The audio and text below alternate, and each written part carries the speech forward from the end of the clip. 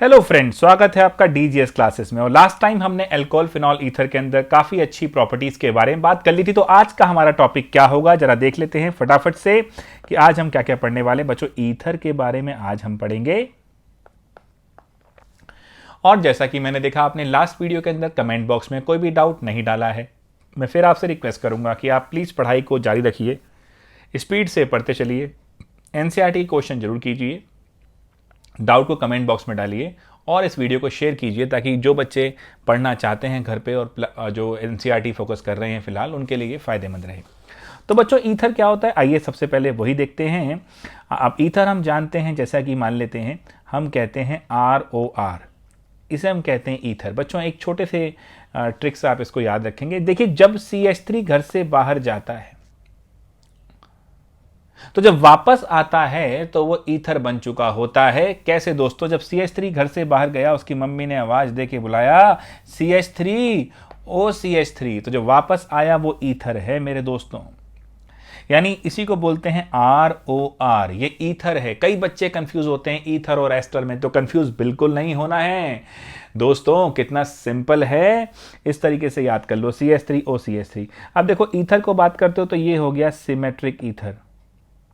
कई बच्चे कंफ्यूज होते हैं कि सिमेट्रिक ईथर क्या है, एसिमेट्रिक ईथर क्या है। भैया, दोनों अगर R सेम हो तो सिमेट्रिक, और अगर ROR डैश हो ये सिमेट्रिक हो गया, ये ऐसे हो यानी C2H5OCH3, इसे कहा जाएगा एसिमेट्रिक, क्योंकि दोनों में क्या हो गए, डिफरेंट हो गए।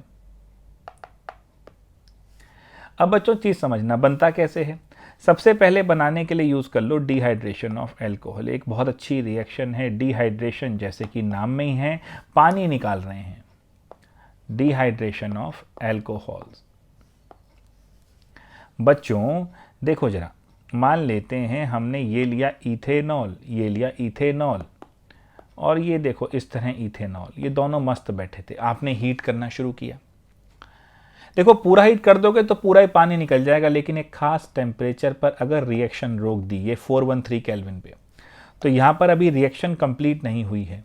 तो इस तरह याद करो कि एक H2O निकल गया है, और क्या रह गया, बाकी चीज़ जुड़ गई, तो CCOCC, ईथर बन गया। सिमेट्रिक ईथर बहुत मस्ती से बन जाती है, सिमेट्रिक ईथर हो गया ये, है ना। टेम्परेचर ध्यान रखना, अगर इसको कंप्लीट हीट कर लेते, 443 कर लेते, देखो ना, सब्जी बनाते हो तो एक टेम्परेचर तक ही तो हीट करते हो, अगर उसको जलाए रखोगे, हीट करते रहोगे, सब्जी जल जाएगी। वैसे ही अगर ईथर चाहिए तो यहाँ रोक दिया, ईथर नहीं चाहिए तो यहाँ तक हीट किया, तो पूरा कंप्लीट डिहाइड्रेशन, OH और H निकल जाएगा और एल्कीन बन जाएगा। तो यहाँ ध्यान देने वाली बात यह है कि 413 पे तो बनता है ईथर और 443 पे बनता है एल्कीन। पूरा पानी निकाल देंगे, 443 केल्विन पे पूरा पानी निकल जाएगा तो मिलेगा मुझे एल्कीन। ध्यान से नोट करो मेरे दोस्तों, नहीं तो फंसोगे। This is dehydration of alcohol. अगली रिएक्शन जो है, आइए उसको समझते हैं। ये रिएक्शन है विलियम के लड़के की reaction, that is Williamson's synthesis. Now Williamson synthesis, जरा ध्यान देना क्या है। भाई, एक बार विलियम का लड़का बहुत रो रहा था, यानी उसने मचा रखा था बहुत रोना, बहुत रोना मचा रखा था। तो विलियम उसको लेके गए डॉक्टर के पास, तो डॉक्टर जैसा RX लिखते हैं ना, वैसे RX लिख दिया हमने। ये याद रखो, दवाई देते हैं ना तो RX लिखते हैं डॉक्टर, तो RX। तो विलियम के लड़के ने रोना मचा रखा था, RX लिख दिया डॉक्टर ने, तो NaX तो अलग हो गया और ROR बन गया। बस सिंपल ईथर हो गया ये। अब एक चीज़ ध्यान रखना, ये तो बड़ा सिंपल लगा जी, कोई दिक्कत तो नहीं, लेकिन ये ध्यान रखना ये एक SN2 रिएक्शन है। इसका मतलब क्या हुआ, अब जरा ध्यान से सुनना बेटा, बहुत शॉर्ट में आज चीज़ समझा दूंगा। देखो, मुझे ये वाला ईथर चाहिए। अब ईथर का नाम कैसे करते हैं, पहले तो ये समझ लो, nomenclature of ether.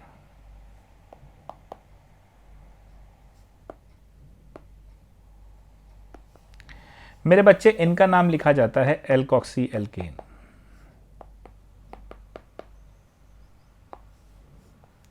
For example, अगर ये रबड़ किथे गया, ये रहा, चलो भैया, अगर, अरे भैया, अरे क्या हो गया, चलो,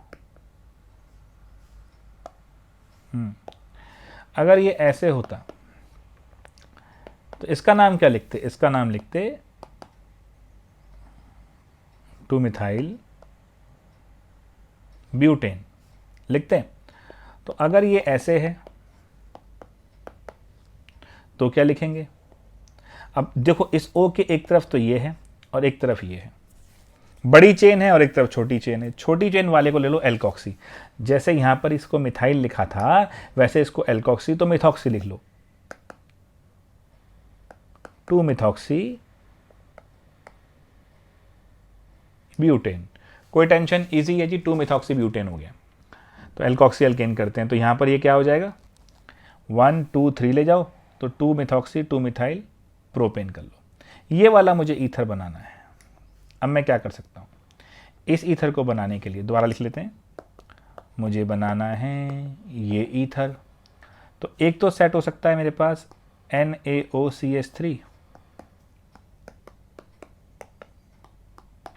अब देखो, ये रोना हो गया ना, ये R हो गया, ये O हो गया, ये Na हो गया और ये RX हो गया, है ना। एक तो ये हो सकता है, इसमें ये वाला न्यूक्लियोफाइल जाएगा, ठीक है जी, Cl को हटाने की कोशिश करेगा, अटैक करने की कोशिश करेगा, लेकिन एक चीज़ ध्यान से देखो, SN2 होना है, इसके पीछे बैक अटैक नहीं हो सकता, तो इसका मतलब SN2 नहीं हो सकता, तो ये रिएजेंट नहीं लेंगे।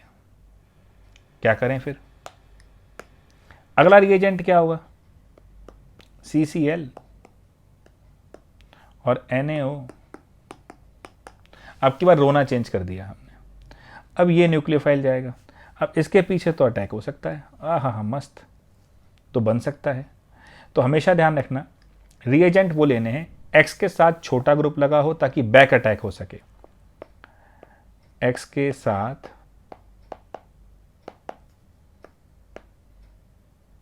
Small group, so that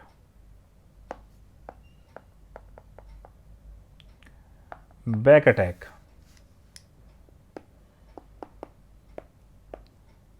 is possible. ठीक है जी, तो ये ध्यान रखना, और बड़े के साथ Na चिपका दो ताकि बैक अटैक हो जाए। तो ये हमारे विलियमसन सिंथेसिस हो गई। अब विलियमसन सिंथेसिस की लिमिटेशन ध्यान रखना बेटा, अगर ऐसा वाला ईथर बनाना, ये भी तो ईथर हो गया OCH3, इसका वैसे नाम रखते हैं एनिसोल, कॉमन नेम। तो ये देखो, ये एराइल ईथर हो गए, ये विलियमसन से बनने मुश्किल हो गए, क्योंकि जैसा मैंने कहा विलियमसन क्या हो गया, SN2। अब SN2 हो गया तो मेरे बच्चे इस तरह से नहीं बन पाएगा।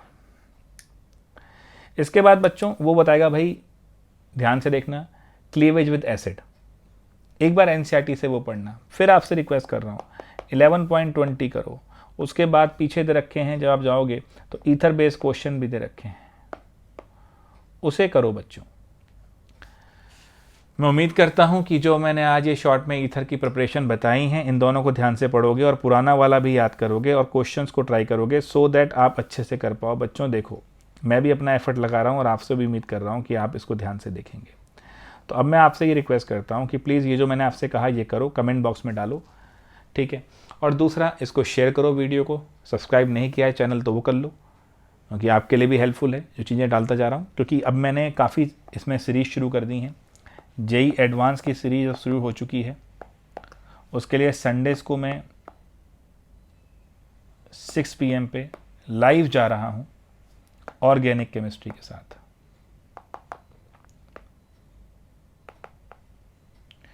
और अब बहुत ही जल्द फ्राइडे से इनऑर्गेनिक केमिस्ट्री को भी मैं लाइव कर रहा हूँ, ये JEE के लिए, और फिर फिजिकल भी स्टार्ट हो जाएगा।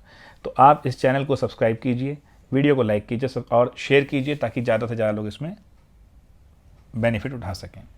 आई होप जो आज कराया वो क्लियर होगा। चलो बच्चों, मिलते हैं नेक्स्ट टाइम तक। प्लीज़ ज़रा क्वेश्चन करो, कमेंट बॉक्स में डालो, मुझे ही मज़ा आए थोड़ा सा कि आप कर रहे हो।